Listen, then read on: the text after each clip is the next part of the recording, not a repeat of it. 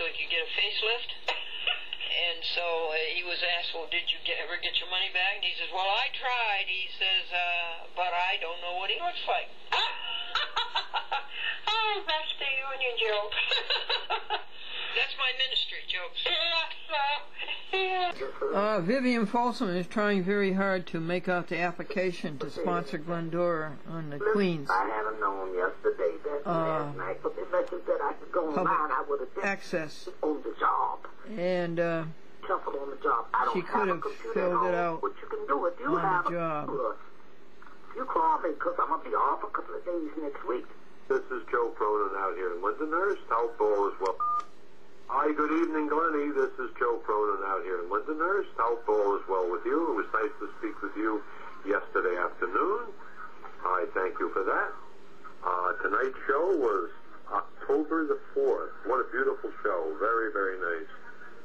The first part was, I believe it was yourself, with the Meals on Wheels. You were explaining the different vegetables and whatnot. And we saw a picture of the dog, and I believe it was either a skunk or an otter, which was out in the back. And then they had a very beautiful service from St. Luke's. I believe it was Lutheran Church in Valatia, New York. Very, very nice. I thought I was at it could have been a mass in Graymore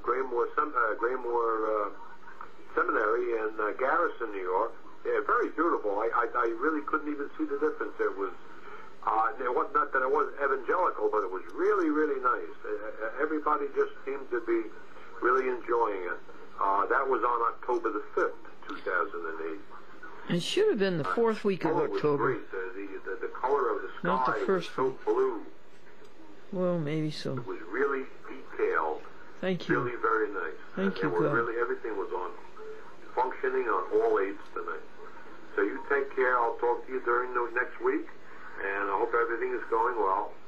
I'll say a prayer. Thank you very much. You take care. Bye-bye. Thank you so much. Wanted to let you know that Glendora, it's Bob Levitt. It's Friday night at 7 o'clock. Just wanted to let you know that, I'll be glad to go up to talk to the folks at Comcast. Danbury. And sign some papers. David King. Thank you, Robert. You are a friend. I want to let you know I got your message, and I'll try and get up there on Monday. He has to go all the way from Ridgefield. If you want to contact me, area code 203-438-8093. Take care. Thanks so much. This message has been deleted. You can undelete this message. Saved message 1. Day will be held this Friday from 1. This message will be automatically deleted. Saved message 2. Hi, Glendora. I was just calling for some spiritual guidance. I love your show. Hi, Glendora. I was just calling for some spiritual guidance. I love your show. Friday Night Cooks. Have a holy day. Bye. This message will be automatically deleted in 14. Tonight, I just wanted to know if you could... Hi, I'm calling to leave a message for Dornella. It's Friday the 21st. I had left a message the other night. I just wanted to know if she was going to come to teen night. It's 6 o'clock tonight, again, Friday the 21st. We're going to go to the movies. So if not, she'd give me a call back at 914-374-8035. Thanks. That's a good thing. It's a wrong number, but it's a good thing. Message will be automatically deleted in. The boy came home from school with all A's on his report card, and his father says he must get his brains from me. His mother said he must. I still have mine. Friday, 5:30. I'm trying to call you since like 3:45, and the one phone isn't busy. Hopefully you're on the phone talking to somebody. If there's a problem with that. He said the program in Newburgh through the Time Warner system in Middletown. Monday, you're on from 9 to 11, and I think it was on from 5 to 7. I caught just a little bit of it. I was watching the stock car race. Thank you. No, that's happening there. and snow tires for his bicycles, and this winter seat. Winter seat. We've been putting the winter seats on. And it hasn't changed to the snow tires yet. But that's coming too. Thank you, friend. Back again with us is the very amiable Mr. Robert Farwell, who is the Executive Director of the Otis Library, Norwich, Connecticut. Bob, thanks for coming back to me. It's my pleasure, as always. After I missed 2 appointments, I'm so ashamed of myself. Robert, tell me how about the attendance at the Otis Library? Well, as you know, we're having a tough time with the economy across the nation, and one of the positive notes on that score, if you can call it that, is that libraries tend to get much heavier patronage, and that's happening. It is happening. Oh yeah, it's quite amazing. We are regularly experiencing attendance weekdays. This is exceeding 800 visits a day. Really? Yep. And that's a big number. It is. It's enormous. I think I've said to so many people, I forget whether I've said it to you or not, but no. I may be repeating myself. No. But in our old facilities, we would consider 300 visits a day a very good day. Really? Yeah. So it's grown enormously. So this is double and more. Oh yeah. Yeah. And one of the things that increase in usage has done is help to focus our attention on some programs that we think would be extremely helpful to the public when they're dealing with straitened circumstances.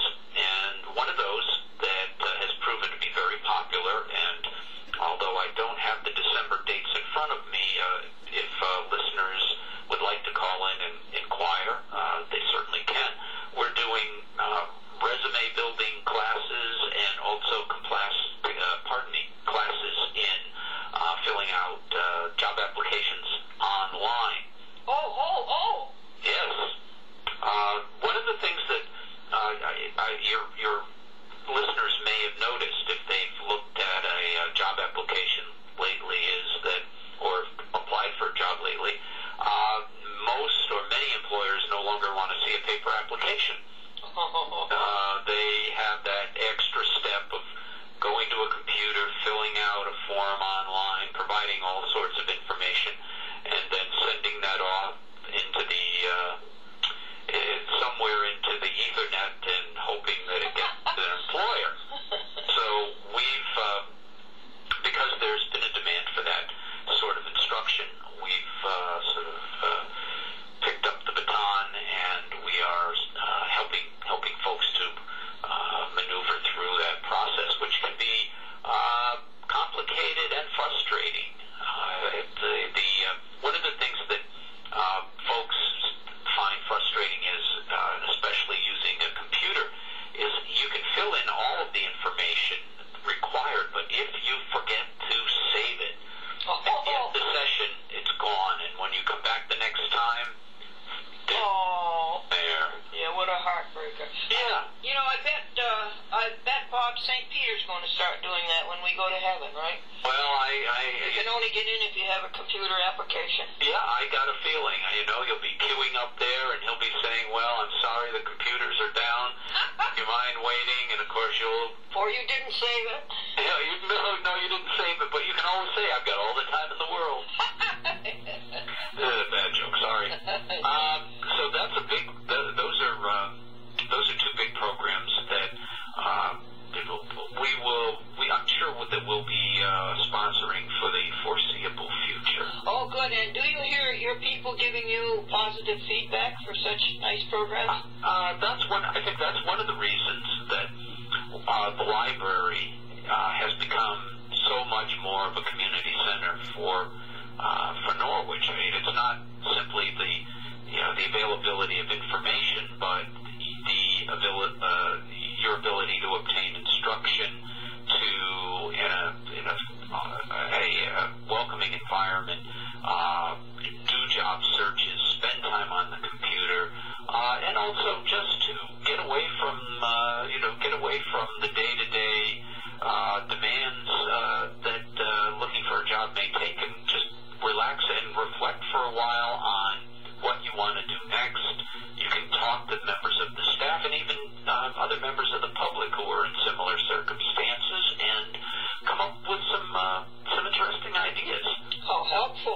a time of need. And I think that you're going to find more and more that libraries are providing a greater range of services and opportunities for the public, because we are really community centers, community facilities, and we're here to provide assistance. And sometimes that takes the form of getting you a book, and sometimes it takes the form of helping you through the steps you need to get a job. Thank you for navigating your ship that way. I know as a child, or rather as a teenager, I found that true of libraries, and it's been true all my life. Yeah, there really are wonderful places. I think, as I've mentioned in the past, this is my second career, and I find it to be an extremely rewarding one. The numbers of people I've met, the diversity of the community that the library serves, these are just wonderful, wonderful things. So you do feel like you're making a difference in people's lives, and you've got the ability to fashion programs and services that will meet their needs. Bob, do you have a foreign film series?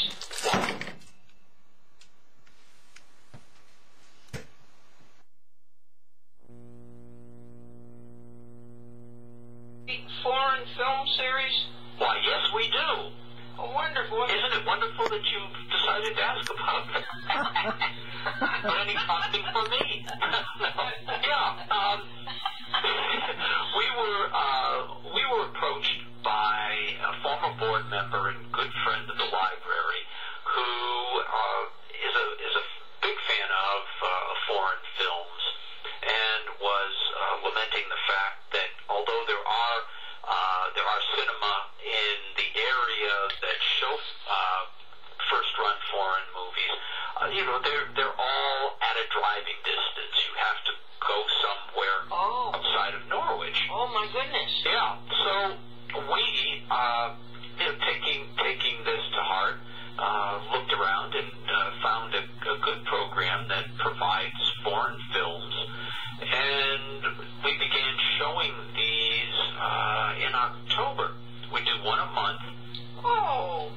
Normally they are done on Sundays, and we have one coming up on Sunday, December 14th.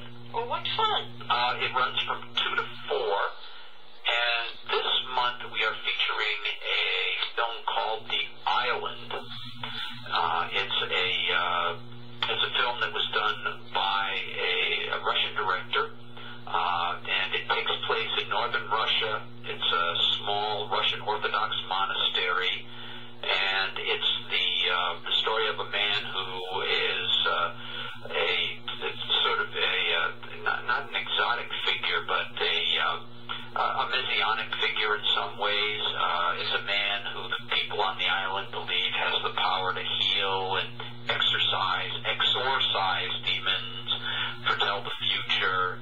So the movie's a parable about faith and salvation, and it combines the realities of everyday life in Russia with ritual, routine.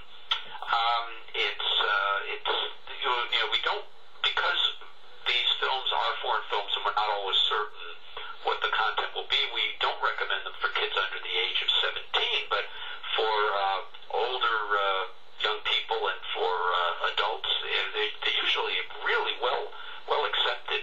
Oh, good. Yeah, so folks in Norwich and environs have an opportunity to see some very good first-run films, and we'll be doing these once a month. They attract 20, 30 people per viewing, and we're very pleased to be able to do it. Yeah, all they have to do is go downtown and they could walk almost. Right, yeah, that's one of the beauties of it. They can come to the many of our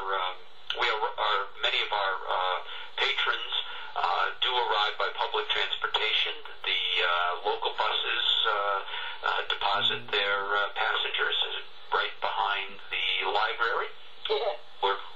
We are very convenient by foot, by public transportation, by Zeppelin, I guess. I don't know. Anyway, we're here, and that's just the sort of thing about that. The stockbroker says you'd be surprised how many people drive up in a Lincoln with a chauffeur to get advice from a guy who comes to work on the subway. Yeah, like that. Well, it's so true. Yeah. Well, so that's another program that, as I say, we've added because there was an audience who wanted to see these kinds of films and really didn't have another location that was convenient where viewings could take place. They don't have to pay, Robert? No, it's one of those cases where if people are so moved to make a contribution of any size, then we are happy to accept it, but that's not a prerequisite for good. Yeah, that's nice. Sunday at 3? It's Sunday. It'll be Sunday, December 14th, and that's the film starts at 2 and ends around 4.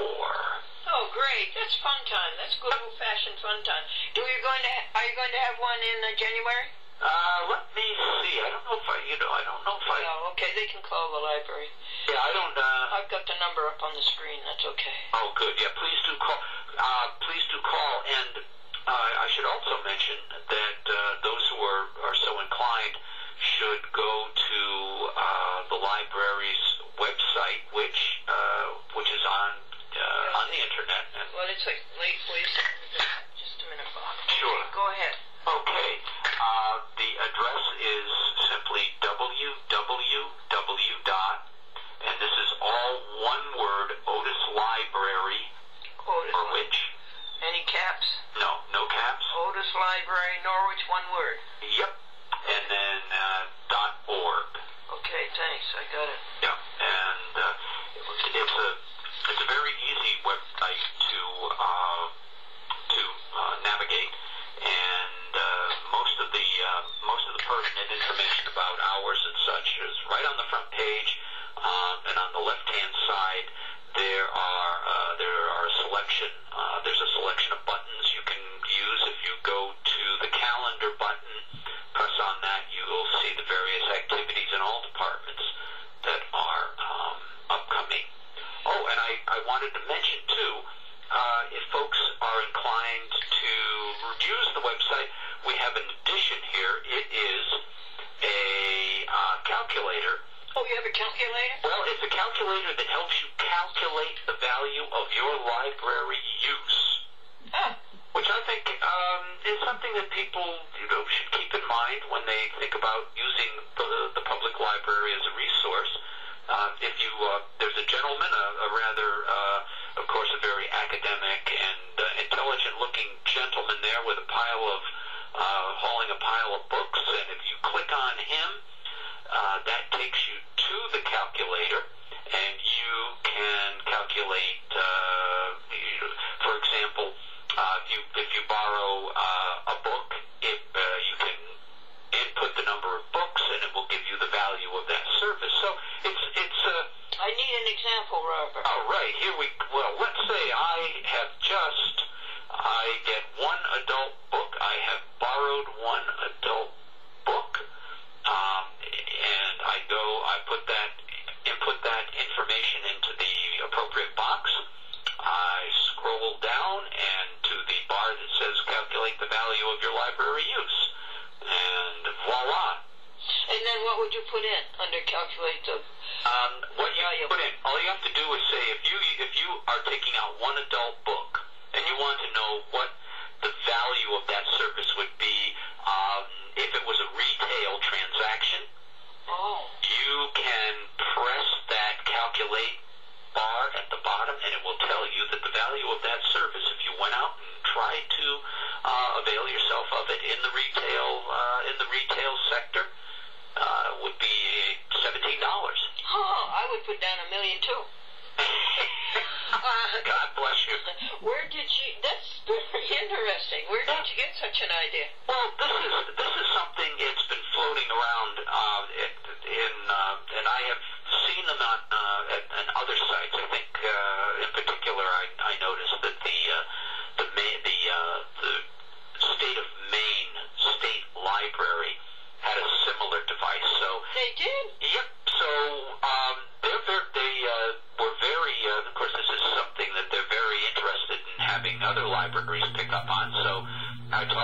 gentleman who is responsible for our website and said, you know, here are the instructions that they provided kindly enough on their website. Do you think we could adapt this to use at the library here in Norwich?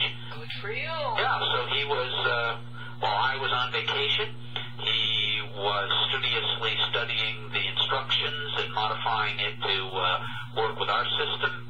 And when I returned, there was your present.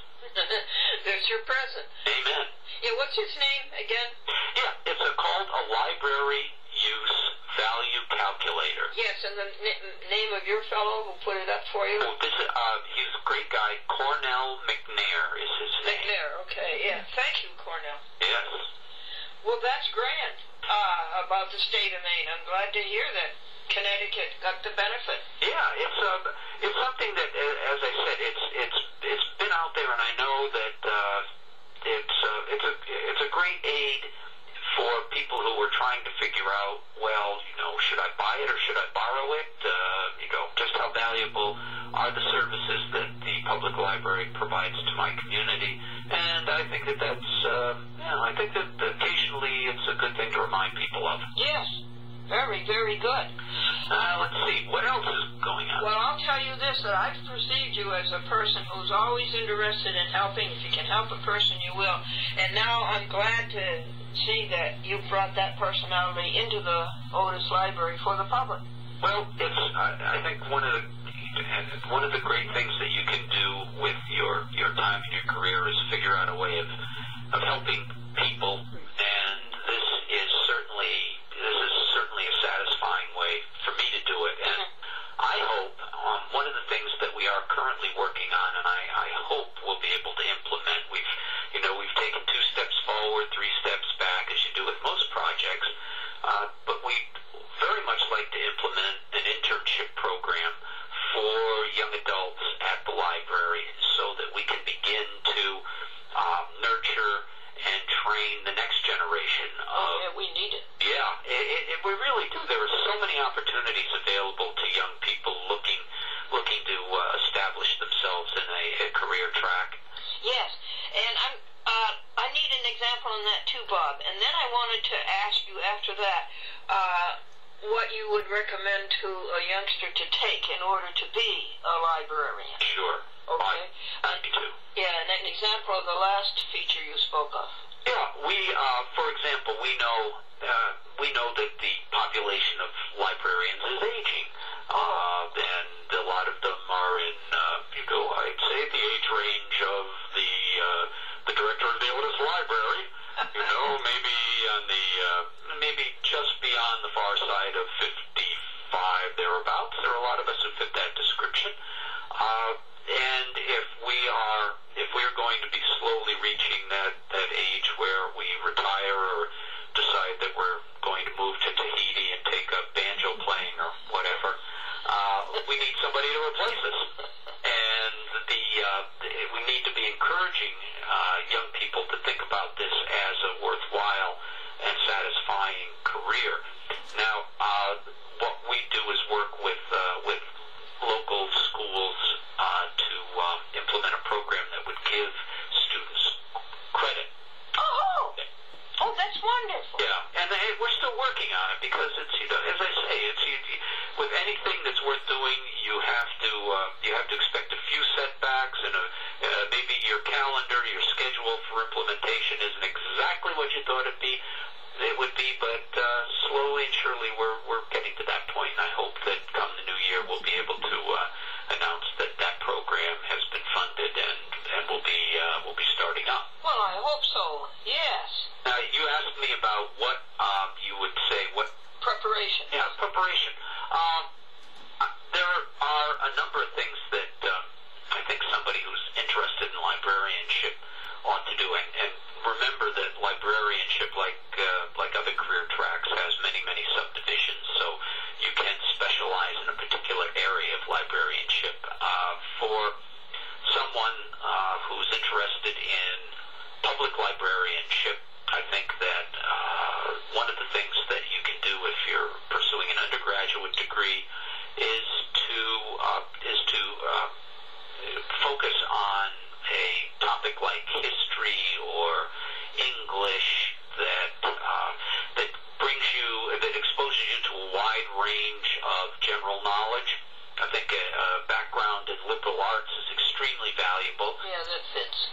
And also, I would also say do not ignore any coursework that would allow you to work directly with the public and gain experience in working with people.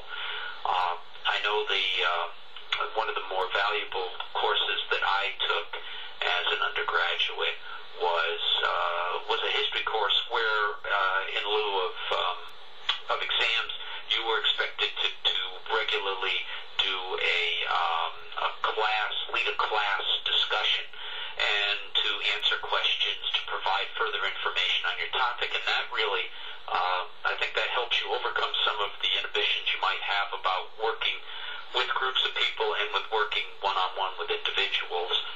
So I think the other thing that's very valuable is if you have to go beyond you do have to move beyond an undergraduate degree. Of course, there are many, many good programs that provide master's work in library and information science, and unlike the long ago days when you were pretty much bound to sit in a classroom, a number of the programs that are available, including those through the Southern Connecticut State University, are pretty much online now. Yeah? Yeah, you can do most of your coursework online. I did a fair number of courses online when I was getting my master's at the University of Rhode Island, but I really also enjoyed the classroom environment. It's great to get together with your peers occasionally and sit down and talk face to face. I also found it very valuable, although it's not a prerequisite, to have a subject area master's degree, and I have one in history. History? Yeah, history. Now you got to say what history? World history, U.S. history, all history? Well, it was. I tried to be Catholic with a small C in my studies. So there's European history, history, as well as a heavy dose of American history, because that's where particular play. So, name some good librarians. Well, first of all, do I get the idea that you should take the college prep course in high school? Yeah, and you really should take that as a career track. And I might add, if you are a Otis Library patron and you're interested in doing prep work, we now have a resource that would be very valuable. It's called Learning Express. It's online. And it is, you have to be an Otis Library card holder to use it, but it provides you with practice tests for exams like the GRE, which is the Graduate Record Exam, the SAT,